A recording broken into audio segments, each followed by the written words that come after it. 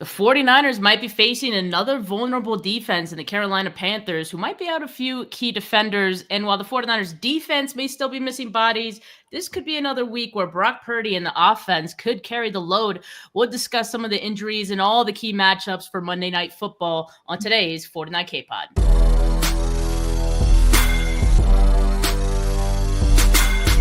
You're listening to the 49 Carats Podcast, a 49ers Goldmine production with Stephanie Sanchez.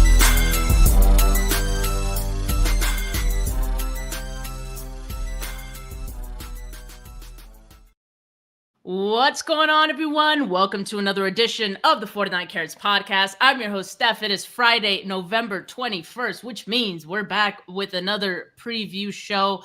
Joined as always on Friday is KP. We don't have Desi today, but we're going to keep it rocking and rolling here, getting ready for this Monday Night Football game. KP, how you doing? I'm good. Yeah, if Desi's not here, it's probably a good sign, right? It might be. It just might be. That we don't have to talk about 12 different injuries. So, no issues my way. Almost feels like it's just that all the injuries that they've all been had. Like everyone has gotten hurt already. But we will go through some injuries. It's really not for lack of injuries, though. It's more so because the injuries that we do know of, the new ones, Tatum Bethune and Eddie Pinheiro, we know those guys aren't going to be available. As Kyle Shanahan said, they're pretty much week to week for both of those guys. So, I mean, nothing new there on that front. Aside from that, like Robert Beal with a concussion as of yesterday's practice, did not participate. We'll probably get the Friday report at some point today. So that's the weird thing about games on Mondays. We don't have the game status report until really Saturday. And so we haven't even gotten the Friday practice report yet. So we're going off of Thursdays as of right now. But we do have a pretty good idea, like I said, of who is probably going to be on the outside of this. Like I said, Bethune, Eddie P., and, you know, aside from all the other players that are listed, I'd expect that they get to go. So Luke Gifford was a limited participant, but I expect he'll probably be good for Monday night. And then Robert Beal's a toss-up. It really depends on how he progresses through the protocol this week. Curtis Robinson is a full participant, so that's good news, seeing as how Bethune is out. But KP, like, I think what I really want to focus on is some of these injuries from the Panther side. And it does suck that we don't have at this moment, you know, the certainty of knowing who exactly is going to be out. But there's some guys that are trending in the not so great, you know, direction. And it's two other linebackers, Christian Roseboom and Trevin Wallace. And I feel like they didn't practice Thursday. So those could be very interesting to track the next couple of days here. If those guys aren't available, I mean, that's a huge advantage for the 49ers and one that we're definitely going to be talking about on the show. Yeah, and real quick, excuse me, about the 49ers injury report. They actually did just send that out like 10 minutes ago, and no change. The only change was, just as it always is, like this would be a typical Thursday. So McCaffrey and Williams both were upgraded from did not participating, but that was just a rest day. But yeah, no, that's a good point, because if Rosenboom and Wallace, those are the two leading snap getters by a good margin too. Like those are essentially the only guys who play linebacker for Carolina this season. So if both of them are out, and we're talking about an offense that loves to live over the middle of the field, right? Like Kyle Shanahan's pretty much transcended the game where they play in between the numbers and they shrink the field. So not having your starting linebackers with George Kittle, with Christian McCaffrey, that's going to be very, very difficult to stop. Yeah, so we'll talk about that more here in a bit when we get to the favorables. But let's talk about first the Panthers offense. So, you know, you got Bryce Young quarterback, Rico Dowdle, who's having a nice resurgence. I don't know if you could even call it a resurgence. He was pretty good with Dallas last year as well. But I would say maybe even doing better with the Panthers. Rico Dowdle, they got couple good wide receivers here. Ted McMillan, the rookie's he had a breakout game, you know, last week against the Falcons. Then you got Jalen Coker, second year wide receiver, Xavier Legette. So they got some talent in the wide receiver room there. Tight end Tommy Tremble and their offensive line. So looking at this Panthers offense, I mean, looking at last week, they looked pretty great, right? But this hasn't been an offense that has really put it all together and been consistent all season. So, like, kind of what are the things that you see out of this team? To me, it looks like a team that wants to run the football first and foremost. Yeah, to me, it seems like their coach is going out of their way to kind of protect Bryce Young, which you're going to do with a young quarterback, but they do run a lot. They don't run it well, but they do run it a lot. So the volume's there. So I think it looks like Dowdle's having a good year. It looks like there's some resurgence, but I think it's more of just the matter that he gets like he gets numbers, he gets attempts. But when I watch them, I think the rookie really stands out. But I like the idea of, big wide receivers, and that's what they're going to build around. So there's a plan there. But in that Falcons game, like I think they had 6 points at halftime or something. Like they were down big at halftime, and then Penix gets hurt. Kirk Cousins comes in. Obviously, we all know at this stage, Kirk Cousins isn't who he once was. So they have more opportunities because the Falcons aren't anything offensively. So I think that was more of Atlanta being Atlanta as opposed to Carolina just showing out offensively. I know Young had a bunch of yards, threw for a bunch of yards, but hardly any of those were really challenged. Tet is a monster, though. There's no doubt about it. 49ers are going to have their hands full with him. But I think there are some opportunities for the 49ers to get home. Last week we talked about, turnovers and sacks. This might be an even better opportunity for them to get home. Specifically, much like the Saints, I think this is an Upton-style game where he can generate some pressure, because last week against the Falcons, they got home 3 or 4 times just on nickel blitzes. So I would imagine Saleh plays copycat and does the same. Yeah, and I saw something that said that, Dowdle's not so great. Okay, here's the stat. I don't have it on the slides, but he's allowed 12 pressures on 38 pass blocks.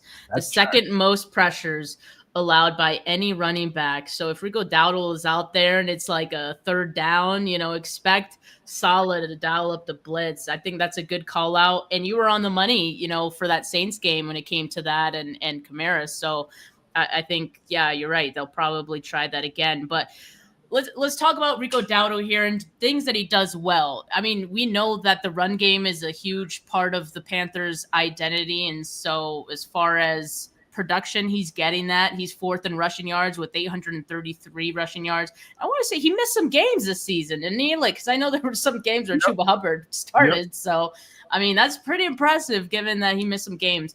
He's 5th in rushing yards over expected, 7th in yards per carry. He's averaging 5 yards per carry. He has 5 touchdowns on the season. And most importantly, he has a lot of success from the 11 personnel, 546 rush yards from that personnel grouping, 2nd most in the NFL, 6.3 yards per carry. That's 3rd most among running backs in that grouping. And he's logged 15 of his 20 explosive runs from 11 personnel. How do you feel like the 49ers match up against 11 personnel in general? So statistically, that's their best unit, is when the 49ers are in nickel. It's crazy because when you say that, people automatically go to, well, Upton style gets burned all the time. But honestly, they for much of the season, they've been like a top 11-ish defense when they're in nickel, which is kind of wild to say because, again, like you're not thinking in those terms. But I think they match up well because of a lot of things that Upton style does. And that's a strong suit.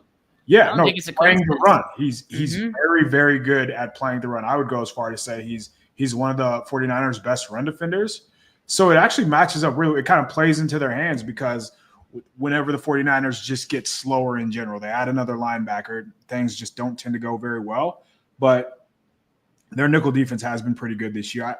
I can't bring it up right now, but for the longest, they were just hovering around that top 10 area in success rate. And when they were in nickel, but for whatever reason, well, not for whatever reason, but honestly, any other personnel is when they really struggle when that number goes down. So, yeah, I think it matches up well for them. So I do have a stat that supports this. The 49ers have allowed 4.3 yards per carry, including just 2.8 yards after contact per carry. That's 4th fewest to running backs out of 11 personnel. And they're one of 3 teams that hasn't allowed a single touchdown in those situations. So, I mean, yeah, that says a lot. You're right. I mean, it is the reason that I have Dowdle as a cautious is because I think they want to spam Dowdle, and if you're not careful, it could maybe get out of hand. And we know as of late, like since week 6, 49ers have struggled a little bit more, from this standpoint, allowing 4.2 yards per carry on inside design runs in that span. I mean, obviously the loss of Fred Warner has a lot to do with that. But here's another good thing. So this one's kind of funny because like I listed as a cautious, but there are some favorables in here as well. Over the last 2 weeks, Dowdle has rushed 20 times for 60 yards on first downs for 3 yards per carry, 15% success rate. So that sounds more like it, honestly. It's not working for them because now it's gotten to a point where they're spamming him so much it's just predictable. And actually, when you do go back and look at that Falcons game, where yes, they were down 21-6 at the half, but once they started passing a little bit more and they were passing more on first down, that's when they started having some success moving the football a little bit more. So seeing as how the 49ers are struggling in the passing game, one thing that I would be a little nervous of is that they see that. Obviously, they see it on the tape and they say, hey, let's actually maybe try to go away from running on first down as much as we have been and try to attack the 49ers' weakness, which has been their secondary. I mean, do you feel like that's a possibility in this game too, that maybe they go against their tendency and go with what worked against the Falcons in the second half? I don't. It's tough to say just because based on what I've seen from them, based on what I've watched, like a lot of like they only throw the ball, like they ditch the run because they get down early, right? Like they were down double digits. They've been down double digits in most of these games. And I actually just found the stats. So on the season after last week, they fell to 14th in success rate when they're nickel. But when they have like a 7-man box out of nickel, they are actually 3rd in the NFL in success rate, which is wild to think. But again, like you don't get that many opportunities. And like last week when the 49ers are on the field, when their defense was on the field, whenever it felt like it was always a 2-possession game. So the yardage they were giving up was almost empty. So it does reflect poorly on the stats. And that's what I would imagine a lot of this week's going to be like as well. I don't know. I'm interested to see what plan Saleh has, because I do think Tet has a lot of advantages. Like no matter who he's going against, that's not the type of wide receiver, in my opinion anyway, that Ronaldo Green can cover. Yeah. And just from like a physical standpoint, right? Him against Diambo Lenore, who's the same size as me, good luck there. So they also move him around quite a bit, and he does play in the slot quite a bit as well. So whether he's the number 2 or number 3 wide receiver, he can go against an even smaller player in up and stout. So it would be tough to slow down Tet. But I think this is an opportunity where you just go down swinging like, hey, if Jalen Coker gets over on me, if Xavier Legette gets over on me, so be it. So I think that's what the direction Saleh should go after. I would not be surprised, though, to see Carolina try to scheme open or scheme up against the 49ers safeties, because in my opinion, when I watch this defense, as frustrating as it probably is, knowing that there isn't a pass rush, I still think the safeties are just they've really let this team down this year, and that's with Malik back even. So it doesn't feel like he's added much at all. Man, I can't imagine how that wouldn't have worked out, like having a safety room full of guys who aren't good in coverage. Like you knew this about these guys. It's crazy they didn't bring in like a veteran coverage safety who was saying it all off season, but I digress. Your best one's coming off ACL too, right? So you're expecting him to be this cover guy, and maybe not even so, but when you have the other options that you do, they were either wrong about Marcus Siegel or just hoping that he was going to be something he's not, because when he was in Kansas State, he was not a cover guy. Like he was never really used as a cover guy. So for them to expect him to do something that he never did in college at the pro level is kind of backward thinking. And obviously Jair Brown's never been a man-to-man guy, and Malik at the ACC level, even he was more of like a run stumper. So I'm sure they're going to have a plan moving forward. Maybe they're going to sign a veteran, but it has been very, very difficult for them to get off the field, and I would say a large part is the safeties. Yeah, the 49ers defense last 7 weeks has allowed a completion rate of 70.7%. That's 29th in the league in that span. 7.8 yards per pass attempt. That's 25th in that span. And a 5.9 touchdown rate. That's 25th. So that's my worry that, you see this very clear weakness of this team. And, the Panthers seeing the success they had in the second half of that game against the Falcons, maybe saying, maybe we should throw a little bit more. And Bryce Young having a franchise record game with his 448 passing yards, 3 touchdowns, 10 yards per pass attempt, which was a career high for him. That would be a recipe for this being a troublesome game, I think, for the 49ers if it goes down that path. Now, we do expect that even if they run, Ted McMillan is going to have a lot of involvement as well. He's logged at least 60 receiving yards in 3 of his last 4 games. And just last week, he had a career high 130 against the Falcons. So against receivers, the 49ers defense the last 7 weeks, allowing 15.6 receptions. That's 31st in the league in that span. 196.6 receiving yards. That's league leading, not something you want to lead in that span, and 1.3 touchdowns per game to receivers in that span, which would rank 26. So it's just kind of like, it just feels like the bottom has fallen off the secondary a little bit, especially with just the injuries that they've dealt with. So I'm hoping that maybe the Panthers just aren't smart enough to take advantage of this from the first quarter. But I know at some point, they're going to be passing the ball with some success here. Yeah, and you asked, will they ditch the run? Maybe they have more confidence knowing that the 49ers don't have much of a pass rush. Maybe that's what led them to throwing and not so much the being behind last week. So that would make sense, especially knowing, hey, like we are going against a secondary that generally doesn't generate turnovers. I know they did last week a couple of times, but that's not who this team has been. And they also have like the best version of the Bucs offense, like Dave Canales, who's a very good play caller. And the way that he moves Ted McMillan around, like that is what would worry me as well, just because he's never in the same spot. So it's difficult to tee off on him. It's difficult to kind of double him because he is moving around so much.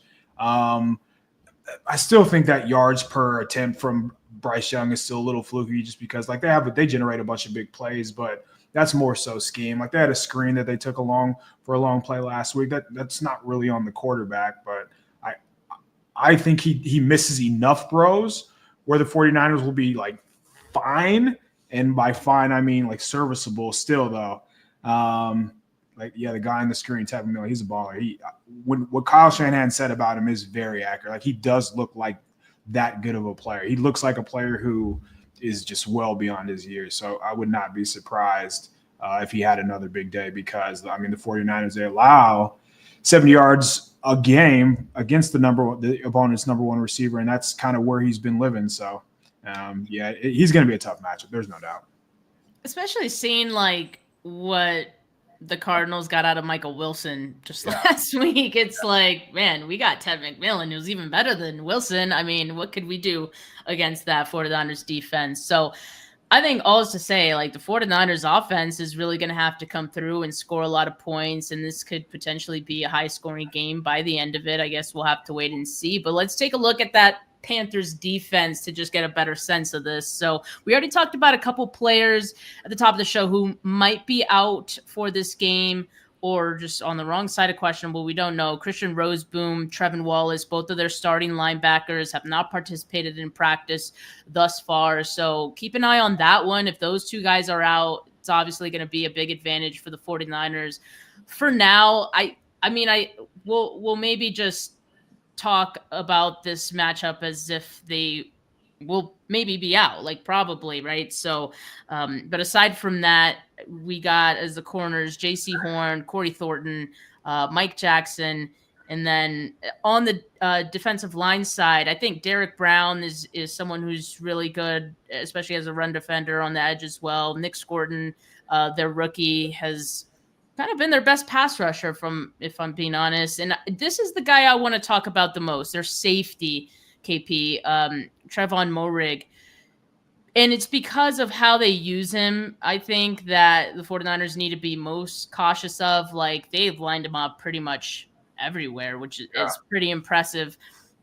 And he's allowed 5.1 yards per target in coverage. That's the fewest from any safety targeted at least 25 times. Also is allowed a 77.5 passer rating, fifth lowest among safeties with at least 25 targets. And he's been deployed as a pass rusher 28 times, 10 pressures, and that's tied with Kyle Hamilton for most by any safety. So he's just one of those guys that's going to be prowling. He's going to be kind of everywhere. And so I think that's the one guy you got to pay most attention to who could potentially wreak some havoc for the 49ers. Yeah, I agree. I mean, he's been a good player in this league pretty much. I mean, since he touched down, it seems like. I think he's always been productive. He's productive for the Raiders, but nobody knew because he played for the Raiders, and that's carried over to Carolina. Now he's just in a probably even a better scheme, right, to kind of highlight what he does well. So he has 14 tackles for loss this year. That is very, very, very good. I would assume that's more than all the 49ers secondary members combined. He does have an interception, but again, like he has a nose for the football. When you do that, and just judging by how Brock Purdy throws, like he's the kind of player who can run into a turnover. So no, he's a good player to highlight because he's probably one of the only players I would be. Well, no, I think J.C. Horn's actually very good as well, but still, I think Morag is the kind of guy you want to be cautious of because he is that heady. I don't want to say Talanoa Hufanga kind of player, but in the same mold where he always just has a knack for being around the ball. Yeah, and that's exactly why I highlight him too, because of Brock Purdy's proneness. Is that a word? I don't know. It is now, and you knew what I was talking about, the proneness of him putting the ball in harm's way. Now, I'm not saying he always turns the ball over. Sometimes it just falls out of defenders' hands, or like it's just barely almost an interception, right? We saw a couple of those even last week in what we deemed a good game from Brock Purdy. But this is what I'm saying, like, if there's a defender who is maybe capable of getting one of those, it would be a player like Morig. So something to look out for Brock in this one. Hope he's paying attention. Hope he's watching this on a Friday afternoon. All right, before we get to the favorable matchups, just a quick reminder, SF Gold Rush Gear has the perfect jewelry to rep your 49ers in style. It's a home game, prime time on Monday night, so maybe you want to get a nice new chain to wear out there. They got big gold chains to sleek red and gold accessories that pop with every touchdown under the bright lights. So whether you're at Levi's tailgating or just flexing your fan pride, this is how you complete the look. And because you're part of the 49K fam here, you get 20% off your purchase when you use the code 49K at checkout. So go shine like the faithful you are. Hit up sfgoldrushgear.com and get your drip ready for game day. All right, let's now talk about the favorable matchups for this game. And it's so funny. Like, I just keep this Christian McCaffrey slide on deck because I think I have him as a favorable pretty much every week. But it just always rings true. He's just the kind of player he is. And there's one specific thing when it comes to this matchup that I'm looking at here, and it's the missed tackles. With Christian McCaffrey, he's forced a league-high 72 missed tackles this season and has gained 300 yards off of missed tackles. That's sixth most in the league. Now, the Panthers defense have missed the 10th highest rate of their tackles this season, 13.2%. They've allowed 585 yards after missed tackles. That's eighth most. So this looks like something that the 49ers at Christian McCaffrey could have some success in. And as we know, the 49ers run blocking has been much better. Christian McCaffrey had his most efficient day on the ground just last week. And so I would kind of expect that some of that carries over into this week as well. And Christian McCaffrey has another good game on his hands. Yeah, so Carolina, they've been good this season just at defending running backs, actually one of the top 3 teams at defending running backs, but that was with their linebackers in. It's a big difference, as we know what happens when you lose your starting linebacker. So I think that's going to be a huge factor. So we go from a linebackers who were sure tacklers to backups who aren't used to playing. I mean, we've seen the trickle-down effect from our own eyes without Fred Warner. I think it's a really good call out here. Obviously, McCaffrey's going to be heavily involved. That's just what the 49ers do. But getting him matched up against players who aren't used to guarding players like Christian McCaffrey, and then there's the whole revenge angle. He's going to have some extra added motivation. Would not be surprised if McCaffrey shows out on Monday night, just because, again, like when you're a sloppy tackling team with your starters in, it's only going to get worse without your starters. Yeah, and as you mentioned, like, the Panthers are certainly not the worst defending the run, but injuries have kind of hurt them a little bit. In the last 4 weeks, they've allowed 5.3 yards per carry to running backs. That ranks 27th in that span. They're allowing a 53.3 success rate on the ground to opponents. That's ranks 29th in that span. So there's some room here for McCaffrey to get going. But I'm glad you also mentioned, it goes beyond just what Christian McCaffrey could do on the ground. Obviously, we know he's a big part of the pass game still, nearly a 25% target rate even last week with Ricky Pearsall back. So I think the injuries is a favorable for the 49ers here. And again, I want to continue to say, like, we don't know as of Friday, 4:30 p.m. in Mountain Time as I'm recording this, that these players that we're talking about, their two linebackers are going to be out. But we're talking about Roseboom and Wallace. But we're kind of operating right now under the assumption that these guys will be. And if they are, this is obviously going to be big for the 49ers. The Panthers defense have allowed 8.8 yards per attempt on throws between the numbers in the past 2 weeks. And again, that's with just some of the injuries that they've had at one of the linebacker spots. And that's already, like, you get excited about that number if you're thinking about the 49ers. But then you look at who they face, like the quarterbacks they face. Penix was 13 of 16, 10.9 yards per attempt. He got hurt, of course, in that game, but that was before he got hurt. And then Tyler Shuck, just a week before with the Saints, 19 of 27, 10.4 yards per attempt, 2 touchdowns. So if you're like, these guys could do this against this Panthers defense, attacking between the numbers, Brock Purdy, Kyle Shanahan with this offense, like, should be able to eat. Yeah, there's no doubt about it. And again, like, Shanahan wants to live in between the numbers.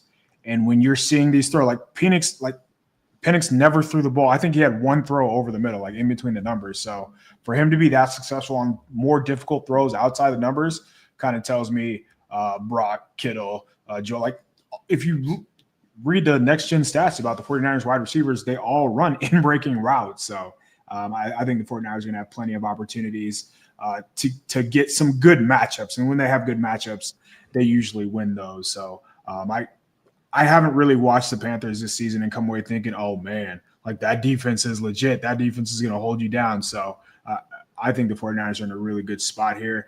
Would not be surprised to see them get north of 30 again. Yeah, and I'm not going to have, like, specific slides to highlight every player that I think would benefit from this, because I kind of think they all could. Like, but Christian McCaffrey and George Kittle probably most likely to be lined up or covered by the linebackers. So I think I'd probably put those two guys at the top of benefiting the most. But when we're talking about the middle of the field, I mean, it really could be anyone depending on the route. So, yeah, it could be big in this game. We'll keep an eye on those injuries for the Panthers in these coming days here. But also, I mean, one thing that's been widely talked about because the 49ers' lack of pressure has been widely talked about. And then finally, we're facing a team that also struggles with pressure. I think this could be a favorable for the 49ers too. The Panthers are generating the third lowest pressure rate in the league, at 28%. And Brock Purdy just last week, he had a time to throw of 3.33 seconds. That's the fourth longest in a game that he's had in his career. And last week on passes over 2.5 seconds time to throw, he completed 15 of 22 passes, 161 yards, and all 3 of his touchdowns. So it seemed to work out for him. So if he gets a little extra time against this Panthers defense, could we expect similar results? Yeah, I do think so. And he didn't really have to use his legs last week because he didn't need to. I don't think he will again this week just for that reason, right? They're not going to be pressured. He's going to want to just build a rhythm and play on time and play within the structure of the offense as the next month or so go along. So I think it's just going to be a good opportunity for the Jennings, the Kittles, the Bournes, more so the Robinson. I think this is more of a DeMarcus Robinson game where he gets more involved and he gets more downfield throws because I would imagine the Panthers are going to go out of their way to shadow J.C. Horn, who $100 million corner, like he deserves it. He earns it. He's super talented, but that just means you're going to be shorthanded elsewhere, and the 49ers have enough weapons still, even without Brandon Ayuk, where a guy like DeMarcus Robinson can come up and just give you a couple big plays, and maybe Juwan Jennings give you a few plays here and there. So, yeah, I do like the matchup here in a lot of different ways.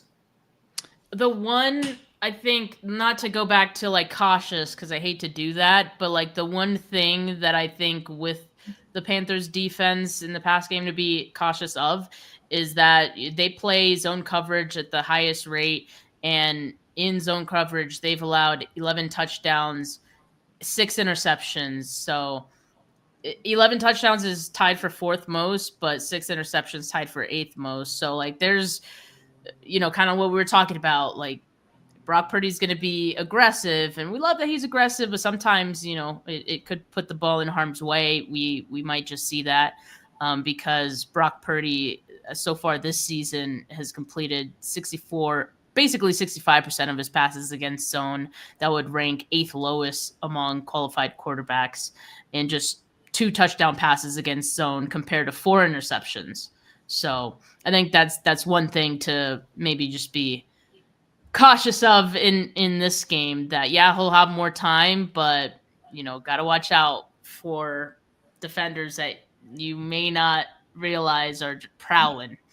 In the same breath, it could be an opportunity if he does hold on to the ball. Like if they do want to go the route of scheming up and hunting explosive, which he's a big play hunter. That's why you pay him. That's one of his best traits. The Panthers are 10th in explosive play rate allowed, so they do give up plays. And when that is the case, right, when you can scheme open and you have backups playing, there will be opportunities for them to capitalize, which is why I mentioned Robinson more so than Jennings and Bourne, who are more underneath guys. So, Purdy sees it well, or he saw it well last week anyway. And it's not like the Panthers have had much resistance against other offenses. Again, Penix just lit them up last week, and that was pre-injury, obviously. That was only for 1.5, but still, I think we're talking about a much more balanced, much more versatile offense, and it should shape up pretty well for the 49ers. I'm just going to list off here a couple of other stats that I think work very favorably to the 49ers. Panthers defense is 24th in EPA per play allowed. They rank 30th against motion. The 49ers love to use a lot of motion. They're 25th in blitz rate, 31st in pressure rate. Over the last 6 weeks, Carolina is 29th in pass defense EPA in that span with negative 37.1. And the 49ers are converting a league high 81% of their red zone trips into touchdowns since week 6. Would you imagine that, KP? Like, to start the season and even, dating back to last year, it was just such a struggle in the red zone. I do think, since week 6, but I do think kind of getting the running game going a little bit and George Kittle coming back has definitely helped that some. Yeah, they got Kittle back, Pooney's healthy, and they're calling more than just zone plays. I think that's the biggest reason. So, like, when you're more balanced on offense in the running game, it allows a lot of other things to open up as well. And now you're not living in 3rd and 7, 3rd and 6. You're living in more manageable down and distances. So, a lot has trended in the right direction. It might not show in the win-loss column because they have teetered back and forth in the win-loss column, but I think there's been a lot of positive signs offensively for this team. All right, let's get into score predictions. And before we do that, I'm just going to say Carolina's offense is 28th in points per game this season, averaging 18.8. I know they exploded, last week, but they stall. I'm so glad you said that. For the first half, they look like the worst team in the NFL often. Like, there are a lot of times where against the Cardinals, I remember the first time they came back and beat the Cardinals, or they either won outright or it was like a close game. But for that whole game, they were pretty much down 3 touchdowns. So the second half, they're just playing catch up. That's pretty much every Carolina Panthers game. They're just playing catch up. They pad stats. They get a bunch of yards. Could that be different against the 49ers defense? Maybe, but there's no evidence to suggest that it would. Yeah, they've been outscored in the first half, 82 to 161, which is 30th in the league. Sounds right. But in the second half, they've outscored opponents 122 to 88. But to your point, usually it's like it's too late for them. So it's crazy. I guess like that is something though the 49ers do have to be mindful of, that like, hey, just because we're up this many scores doesn't mean they can't come back on us, which is funny because I think Kyle Shanahan knows that more than anyone and is so cautious of that, like keeping Christian McCaffrey in up 3 scores with 8 minutes left in the fourth. They came out throwing the ball in the fourth quarter last week. He's terrified, as he should be, right? As he should be. I mean, he's not wrong. I mean, we hate it a little bit, but I would rather have that mindset than sitting on the lead and losing a game like Arizona did, because if you just run, punt, or run, punt, you're giving them all kind of opportunities. So I would rather my coach be aggressive in that mind. And are there chances that your players get hurt? Yes, but that's every down on every snap. So you can't live that way. All right, so my score prediction, KP, is going to be 35-23. And, again, kind of like what I said last week, similar. I'm predicting the 49ers go over 30 again. And I'm predicting that 23 that I'm saying for Carolina is going to be like some garbage time score. Yeah, no, that's a fair bet. I think we were a little light last week because we didn't guess 40. Yeah, right. Like we had the same thought process where 49ers build a lead and then the Cardinals are probably going to score, but not to that capacity. I think it's going to be a lot of the same this week, where the 49ers get out to maybe 10, 14-point lead. I think they're going to score 35, and I think the Panthers end up getting like 24. So I do think the Panthers are going to score, but that'll be mostly in the second half. I would not be surprised to see Ted hit a couple big plays, but I have a really difficult time seeing Carolina slow down the 49ers based on everything ever in 2025. Yeah, so your score prediction just went away from mine. You gave the Panthers an extra point. Now, before we get out of here, I mean, Matt Gay, the 49ers signed him. He was recently, literally earlier this week, released by the Commanders, and now he's on the 49ers. Hopefully he doesn't cost the 49ers a game. Hopefully he doesn't miss any kicks like he did the Commanders, because that's pretty much why they got rid of him. So yeah, that is the exact reason why. So, okay, you're going against the Panthers. You're going against who you mentioned in the first half, miserable. You're going against the Browns. You're going against the Titans. Let's just say Matt Gay is only on the roster for these next 2 games. In no way should you be in a situation where his kicks have to matter. Yeah. That's what I would say about Matt Gay. Like Eddie Pinero's been awesome. Like he's been incredible. He's probably been, after the Cowboys guy, slipping my name right now, I think he's been the best kicker after him. So it's a big drop. It's inevitably going to be a big drop off, but in these settings, again, in these games, you cannot let it come down to a kicker you just signed. So score touchdowns, Kyle. It's almost like being aggressive is a good thing. Yeah. And, maybe think a little bit longer about going for it on 4th down even. Like, I don't know. Maybe. Trust the quarterback you just paid. Yeah, exactly. All right. Well, thank you guys so much for tuning in to our Friday preview show. Make sure you guys like this video. Make sure you subscribe to the channel if you haven't yet. Make sure you check out Niners Nation for all the great content going on in there. KP puts out some great work, as well as the entire team there. Got a lot of friends out there. Shout out Andrew. Shout out Jay. But make sure you guys hit that notification bell so you know when I go live. We'll be doing a post-game show Monday night, so make sure you guys tune into that. But for now, folks, have a good long weekend. Have a good Sunday without having to worry about watching the 49ers, and peace.